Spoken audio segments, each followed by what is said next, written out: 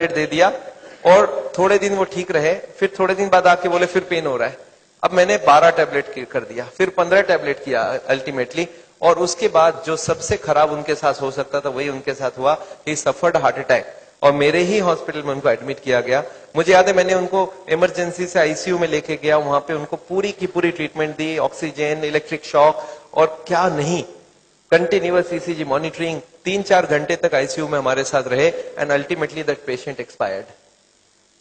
Patient की death हमारे लिए कोई नई बात नहीं थी। आईसीयू में हर दिन हार्ट अटैक लेके पेशेंट आते थे और डेथ हो जाती थी, कुछ लोगों का, कुछ बच जाते थे। तो मेरे लिए कोई नई बात नहीं थी। डेथ सर्टिफिकेट बनाया और रिलेटिव्स को पकड़ा दिया और उनको बोला हमने अपने तरफ से पूरी कोशिश की थी एंड दे एग्रीड। दे से नहीं, आप, मैं देख रहा हूं 3 घंटे से आप कितना कोशिश किए, and ultimately they left.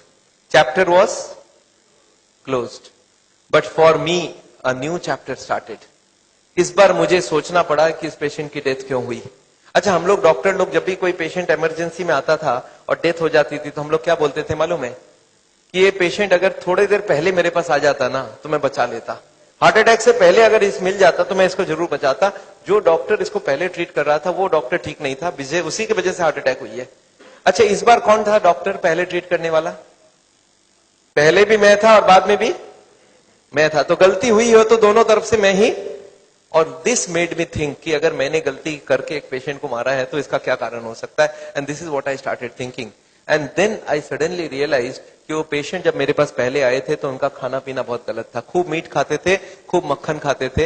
He was not exercising, he was smoking.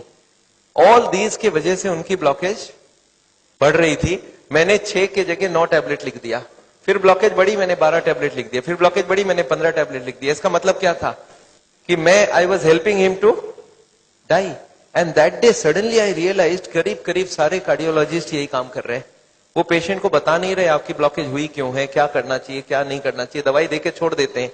And that day I was suddenly upset. मैंने नेक्स्ट दिन अपने बॉस को पकड़ा, मैं बोला सर मैं आपसे डिस्कस करना चाहता हूं। वो बोले क्या चीज? मैं बोला बहुत सीरियस बात डिस्कस करना चाहता हूं। वो बोले पेशेंट की डेथ। मैं बोला नहीं, पेशेंट की डेथ नहीं डिस्कस करना चाहता हूं, मुझे लगता है पूरा मेडिकल साइंस गलत चल रहा है, कार्डियोलॉजी पूरी सिस्टम गलत चल रही है।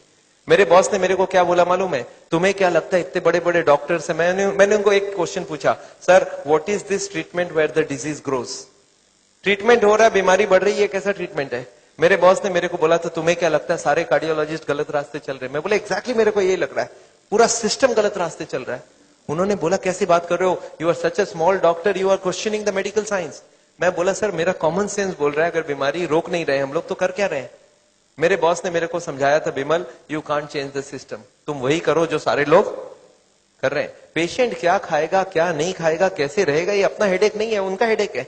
अपना काम है दवाई लिखो, बस चलने दो उनको, जैसा चलता है चलने दो। उनकी कंडीशन बिगड़ेगी तो दवाई बढ़ा देना, और बिगड़ेगी बढ़ा देना, और हार्ट अटैक हो जाए तो बचाने की पूरी कोशिश करना, और डेथ हो जाए तो सर्टिफिकेट देना, तुम्हारी ड्यूटी कंप्लीट।